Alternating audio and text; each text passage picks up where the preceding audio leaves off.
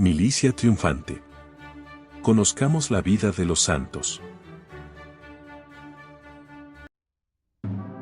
15 de julio. San Enrique Rey y Emperador. Nació Enrique el 6 de mayo de 973, probablemente en Ratisbona. Era el primogénito de Enrique II el Pendenciero, duque de Baviera y primo del emperador Otón II. Su madre, Gisela, hija de un rey de Borgoña, tuvo que preocuparse pronto de la educación de su hijo, pues apenas Enrique había llegado a los 2 años de edad cuando su padre fue encarcelado por orden de su poderoso primo. Para desarmar el enojo del monarca, Gisela llevó al niño al monasterio de Hildesheim, en Sajonia, y prometió consagrarlo a la vida de los canónigos regulares. Dirigido así oficialmente hacia el claustro, no había lugar a los recelos de Otón II. Allí, al contacto asiduo con los autores sagrados, con los hagiógrafos, literatos y filósofos de nota, el futuro emperador empezó a adquirir aquella flexibilidad de espíritu, aquel discernimiento de las cosas de la Iglesia y amplitud y moderación de ideas que más tarde le sirvieron de gran ayuda en el gobierno de los hombres. Necesario era, con todo, para la popularidad del joven príncipe, que su educación se completase en Baviera, en el ducado que su padre había gobernado y a la cabeza del cual se esperaba ver pronto al hijo. Por ello, sus padres le confiaron a San Volfango, religioso benedictino y obispo a la sazón de Ratisbona, famoso por su sabiduría y gran piedad. En tan magnífica escuela, siguió acrecentando el caudal de sus conocimientos y, sobre todo, perfeccionándose en experiencia del corazón humano, que tan buena ayuda presta a quienes deben dirigir a los demás. Tenía Enrique 22 años cuando los señores de Baviera le designaron para suceder, como duque de Baviera, a su padre Enrique II, muerto el 28 de agosto de 995. El difunto había dispuesto todo para preparar esta elección, la cual se hizo con tanta menos dificultad cuanto más se declaraba la tendencia a reconocer los derechos hereditarios en un país en donde, hasta entonces, las dignidades eran electivas. El emperador Otón III, sucesor de Otón II, ratificó sin dificultad la elección de la nobleza bávara. Por aquel tiempo, el nuevo duque, cediendo a las instancias de su pueblo, contrajo matrimonio. Encontró esposa digna de él en la persona de Cunegunda, hija de Sigifredo, conde de Luxemburgo. Como debía declararlo Eugenio III, en 1145, en la bula de canonización, su unión fue santificada por una castidad conservada intacta hasta la muerte. Durante los 7 años que gobernó su ducado, Enrique IV, leal y abnegado, esforzóse en apaciguar las turbulencias de los señores feudales. Acompañó al emperador en 996 y 998 en sus expediciones a Italia. Existían entre Enrique y Otón III cordiales relaciones, pero esta cordialidad duró poco, pues el 21 de enero de 1002 murió Otón III, a la edad de 21 años. Su real ascendencia, así como el favor demostrado por un gran número de señores influyentes, autorizaban al duque de Baviera a pretender la sucesión del imperio. En una dieta que se reunió en Werla, el año 1002, la asamblea reconoció que Enrique debía reinar con ayuda de Cristo y en virtud de su derecho hereditario. Los rivales intentaron oponérsele en otras dietas, pero fue elegido y consagrado el domingo 7 de junio de 1002, en Maguncia. El duque de Baviera, Enrique IV, llegaba a ser así Enrique II, rey de Germania. Su dignidad fue reconocida por todos poco después. A la subida de Enrique II al trono, Alemania, además de los 5 ducados de Sajonia, Franconia, Suabia, Baviera y Lorena, comprendía Bélgica, Países Bajos, casi toda Suiza y algunas provincias de Italia y de Francia. Esta enorme aglomeración carecía de la homogeneidad necesaria para ser duradera. Por eso el nuevo monarca trabajó constantemente para vencer las dificultades. En el seno del imperio se agitaba una nobleza orgullosa, brutal, mal avenida con el yugo común, siempre dispuesta a rebelarse y a veces a la traición. En su misma casa, los 5 hermanos de su mujer llenaban el palacio de intrigas. En fin, Italia y sobre todo Polonia constituían sus mayores amenazas. El año 1003 se entabló la lucha entre Alemania y Boleslao I el Intrépido, temible jefe de los polacos. Después de 3 guerras indecisas, medió por fin, el 30 de enero de 1018, un compromiso entre ambos reyes. A cambio de Lusacia, renunciaba Boleslao a la corona germánica. Al mismo tiempo que hacía frente a Polonia, Enrique tenía que defenderse por el sur, en donde el rey Arduino procuraba levantar contra el imperio el sentimiento nacional. La necesidad de combatir y de rechazar a los sarracenos y a los griegos obligó al monarca alemán a realizar 3 expediciones a Italia. Durante la primera, el año 1004, recibió en Pavía la corona de Lombardía. Como príncipe lleno de espíritu cristiano, Enrique habíase propuesto extender el reino de Dios sobre la tierra. Fiel a este ideal, buscó siempre conciliar los intereses de la Iglesia y los del Estado. Uno de sus primeros actos fue dotar a numerosos monasterios de Baviera y fundar otros nuevos. En esta época, el monacato se presentaba como un organismo maravillosamente adaptado a la obra civilizadora, pues, además de asegurar el bienestar de las poblaciones por el trabajo, impedía a los señores, por la inclusión de sus extensas posesiones entre las de los nobles, como zonas neutrales, adquirir una preponderancia territorial amenazadora para el soberano. Por otra parte, cada centro monástico constituía un ejemplar foco de oración y estudio. En sus viajes, gustaba Enrique de hospedarse en los conventos. Se edificaba de la regularidad de los monjes, pero no temía intervenir resueltamente para hacer cesar los abusos doquiera los encontrase. Por afán de popularidad, Bernardo, abad del monasterio de Hersfeld, al norte de Fulda, dejó que sus monjes vivieran con excesivo regalo. Hasta él mismo, so pretexto de salud, se retiró con sus familiares a un edificio construido en la montaña. Vivía muy holgadamente, tanto que los monjes hubieron de quejarse de que empleaba para su uso los bienes del monasterio. La queja fue dirigida a Enrique, el cual nombró al momento, como abad de Hersfeld, a un santo religioso llamado Godeardo, con encargo de reformar los abusos. «No es un monasterio lo que me confían», exclamó el nuevo abad a la vista de tantas frivolidades. «Antes parece una corte real». Y sin más espera, el abad convenció a los religiosos de que venía para hacer observar la regla de San Benito y que quienes no se sintiesen con fuerza para someterse deberían retirarse. Solo algunos ancianos y unos pocos jóvenes se quedaron. La deserción de tantos, sin embargo, no desanimó ni a Enrique ni a Godeardo. Los fugitivos volvieron poco a poco. Los bienes sobrantes fueron distribuidos entre los pobres, la sencillez monástica reintegrada a su antiguo honor, y pronto Hersfeld volvió a florecer con toda la austeridad de la regla benedictina. Lo que se hizo en Hersfeld acaeció también en muchos otros monasterios, bajo el impulso del piadoso soberano, que mantenía las más íntimas relaciones con los grandes reformadores de su época, en particular con San Odilon, abad de Cluny. Se comprendían admirablemente uno y otro, y se puede decir, escribe Lesetre, que así en la reforma monástica de Alemania, Odilon fue la cabeza, Enrique fue su brazo derecho.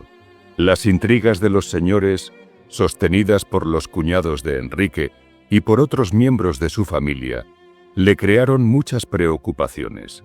De acuerdo con el obispo de Wurzburgo, estos ambiciosos habían combinado el plan de un reparto de las diócesis para despojar al arzobispo de Maguncia de la supremacía sobre las regiones fronterizas de Bohemia. Esta medida era la ruina de la obra de San Bonifacio y, en el ánimo de los autores, el preludio de un parcelamiento del imperio en provecho propio. A fin de malograr semejantes cálculos y destruir el paganismo de los eslavos, el rey negoció con el Papa Juan XIX la erección del obispado de Bamberg, año 1006, bajo la protección directa de la Santa Sede, pero sin sustraerlo por ello a la jurisdicción del metropolitano de Maguncia. Por sus brutalidades y torpezas, Arduino, el pretendido rey nacional, había descontentado a sus súbditos italianos, los cuales empezaban a declararse por el monarca alemán. Pero éste esperaba una ocasión favorable para intervenir con seguridad de éxito. Suministróle esta ocasión, en 1012, la elección de Benedicto VIII, en favor del cual se declaró Enrique II contra el antipapa Gregorio, que presto perdió el poder usurpado. La presencia del ejército alemán en Italia, a final de 1013, repercutió en toda la península. Arduino, viéndose perdido, renunció a la corona para retirarse a un monasterio. En Roma, los partidarios de Gregorio juzgaron su causa desesperada y le abandonaron. Mientras, Benedicto VIII volvía a tomar posesión de la ciudad y de los palacios apostólicos. El rey llegó también allá en los primeros días de febrero. El Papa, rodeado de numeroso cortejo de prelados, salió a su encuentro llevando un globo riquísimo terminado en una cruz, símbolo del poder que el soberano debía ejercer sobre el mundo como leal soldado de Cristo. Enrique recibió el regalo con gozo y, después de examinarlo, dijo al Papa: «Santísimo Padre, lo que aquí me presentáis es muy significativo, y con ello me dais una excelente lección, mostrándome, por símbolo de mi imperio, con qué principios debo gobernar». Después añadió: «Nadie es más digno de poseer tal presente que aquellos que, apartados del mundo, se dedican a seguir la cruz de Jesucristo». Y el globo de oro fue llevado a Cluny. La coronación tuvo lugar el 14 de febrero de 1014. En la mañana de ese día, el rey, con su esposa Cunegunda, se dirigió a la Basílica de San Pedro. El Papa los esperaba en las gradas del peristilo para hacer a Enrique las preguntas acostumbradas. Si consentía en ser el celoso patrono y defensor de la Iglesia romana, y si prometía fidelidad en todas las cosas a él y a sus sucesores. Contestó Enrique afirmativamente, y fue introducido en la basílica, consagrado emperador, y después coronado solemnemente junto con la emperatriz Cunegunda. Acto seguido, donó su corona para que fuese colocada en el altar del príncipe de los apóstoles. Con esta ocasión, el nuevo emperador concedió al Papa una carta de privilegios. Garantizábale la Toscana, Parma, Mantua, Venecia, Istria, los ducados de Spoleto y de Benevento, y eventualmente los territorios de Nápoles y Gaeta, que aún estaban bajo el poder bizantino. Otra cláusula estipulaba que todo el clero y toda la nobleza romana se comprometían con juramento a no proceder a la elección de los papas, sino con arreglo a las leyes canónicas, y que el nuevo elegido, antes de ser consagrado, se obligaría él mismo, en presencia de los enviados del emperador y ante el pueblo, a mantener los derechos de todos. Era, en suma, la confirmación de un derecho reconocido por Eugenio II en favor de Ludovico Pío, y que explica, en este periodo de revueltas y anarquías, las dificultades de la elección pontificia. Con todo, esta tutela imperial ejercida sobre la Iglesia encerraba gravísimos peligros, pues algunos de los emperadores de Alemania se sirvieron de ella para reclamar y justificar intolerables intervenciones en los asuntos del papado. La buena inteligencia, así sellada entre Benedicto VIII y Enrique II, no se desmintió ni un solo instante durante su común reinado. Esta inteligencia les permitió trabajar eficazmente en el bien de la cristiandad, particularmente en la observancia de la tregua de Dios, instituida en el Concilio de Poitiers el año 1000, y que para incorporarse a las costumbres tenía necesidad de la ayuda del brazo secular. En los primeros años, vióse a Enrique II recorrer las provincias de Alemania, proclamando la paz local, en las grandes asambleas, como en Zúrich en 1005, en Merseburgo en 1012, donde todos, desde el más humilde hasta el más poderoso, juraron que mantendrían la paz y que no serían cómplices de los bandolerismos. Muchos señores y obispos siguieron este ejemplo. Burcardo, obispo de Worms, publicó un edicto de paz, a fin de someter a sus súbditos, ricos y pobres, a la misma ley. Para afianzar tan generoso intento, el emperador no titubeó en imponer severos castigos y aun despojar de su cargo a los margraves que se resistían. El deseo de plasmar el pensamiento pontificio de una paz universal determinó también a Enrique II a entrevistarse en Mousson, cerca de Sedan, en agosto de 1023, con Roberto el Piadoso, rey de Francia. Los dos monarcas estudiaron allí los medios de atajar los males en que continuamente se veía envuelta la cristiandad. Discutieron la manera de hacer frente a tantos daños materiales y espirituales, y convinieron en pedir al Papa la celebración de un concilio general que pusiera fin a los abusos. El emperador de Constantinopla conservaba aún cierta pretensión sobre los estados pontificios. Algunas ciudades de la Italia meridional que habían quedado bajo su dominio estaban administradas por un gobernador. Este, obedeciendo órdenes de su señor, invadió varias ciudades de la Apulia que dependían de la Santa Sede, y no disimuló su intención de restablecer la influencia bizantina en la península. El Papa envió contra él a Raúl, príncipe de Normandía, el cual obligó a los griegos a retirarse. Mas, a fin de asegurar definitivamente la independencia de Italia, Benedicto VIII pasó los Alpes y fue a exponer al emperador el estado de los negocios. La entrevista tuvo lugar en Bamberg, abril de 1020. En ella fueron examinadas cuestiones importantísimas, tanto en el aspecto social como en el religioso, y tratóse de rechazar el dominio bizantino, hostil a la Iglesia y enemigo de la unidad. San Enrique renovó al Papa sus promesas de fidelidad y le aseguró que volaría en defensa de la Santa Sede tan pronto como la viera amenazada en sus derechos sacrosantos. Estudiáronse, igualmente, diversos asuntos de disciplina y reforma del clero. A mediados de noviembre de 1021, el emperador salió de Augsburgo para su tercera expedición por Italia, nuevamente invadida por los griegos. Esta vez, la victoria fue completa. Enrique desposeyó a los enemigos de todas las plazas que habían conservado hasta entonces y las donó a la Santa Sede. Pacificada ya la península, volvió a sus estados. Detúvose, sin embargo, algún tiempo en Montecassino, donde arregló con el Papa diversos asuntos referentes a la administración de la célebre abadía. Un día que Enrique visitaba en Lorena las construcciones de la abadía de San Vane, que acababa de restaurar el abad Ricardo, profirió, entrando en el claustro, aquellas palabras del salmista: «Este es el lugar de mi reposo, aquí habitaré, en la morada de mi elección». Aimón, obispo de Verdún, que acompañaba al soberano, conocía su inclinación a la vida monástica y advirtió al abad lo que probablemente iba a suceder.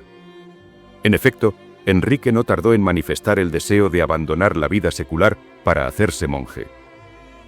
Comprendió Ricardo que la vocación del imperial visitante no era la de un modesto religioso y buscó un recurso para satisfacer la piedad del príncipe sin perjudicar al Estado. Reunió a la comunidad y rogó al emperador que manifestara sus deseos ante todos los religiosos.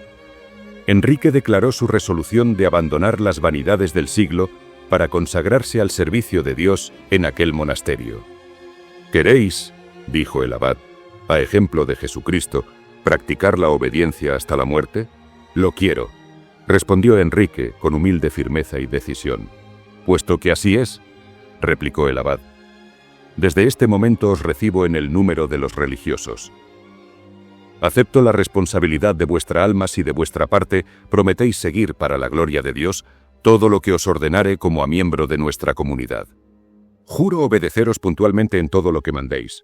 Quiero, pues, concluyó Ricardo, y os ordeno, en virtud de santa obediencia, que volváis a tomar el gobierno del imperio confiado a vuestros cuidados por la providencia divina. Quiero que procuréis, en todo cuanto de vos dependa, la salvación de vuestros súbditos, por vuestra vigilancia y firmeza en la administración de la justicia. No esperaba el emperador aquella solución, y hubo de sorprenderle. Porque una de sus razones para abrazar el estado religioso era descargarse definitivamente de la pesada cruz que el gobierno imponía a su conciencia. Sometióse, no obstante, a aquel primer mandato de la obediencia que acababa de jurar, y volvió dispuesto a seguir en su empresa con nuevo y más vehemente fervor. De esta manera, aquel voto que liga al religioso estrictamente con la voluntad divina, por intermedio del superior, hacía del piadoso rey un gobernante más decidido y eficaz en el cumplimiento de sus graves deberes. Pudo así continuar honrando al trono con las virtudes que, reducidas al claustro, hubieran sido, en este caso especialísimo, quizá más eminentes, pero indudablemente menos provechosas para la nación. Empero, aquella vida, tan llena de obras meritorias, tocaba a su fin. La salud de Enrique había sido precaria siempre. Los incesantes viajes, las numerosas campañas, los desvelos de todo género, y especialmente su última permanencia en Italia, habían minado sus fuerzas. A principios del año 1024, encontrábase sumamente decaído. Un reposo de 3 meses en Bamberg le procuró algún alivio. Creyéndose bastante fuerte, volvió a sus tareas.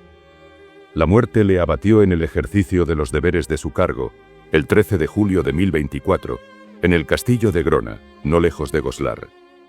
Con él se extinguía la casa de Sajonia, cuyo fundador, Enrique el Grande, había trabajado en agrupar a su alrededor los pueblos germánicos, y cuyo último representante, Enrique el Santo, había servido noblemente a la Iglesia.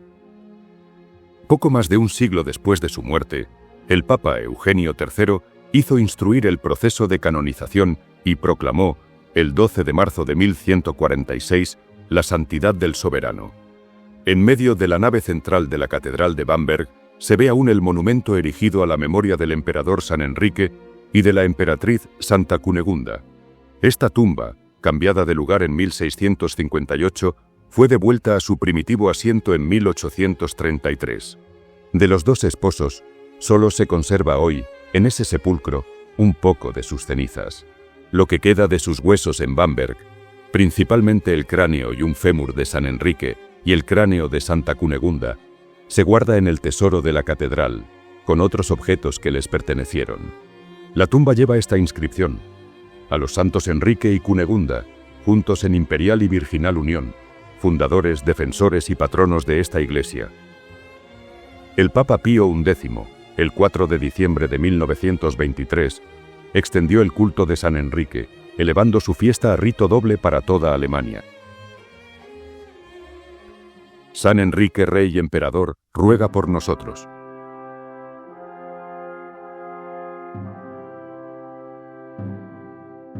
Dos banderas.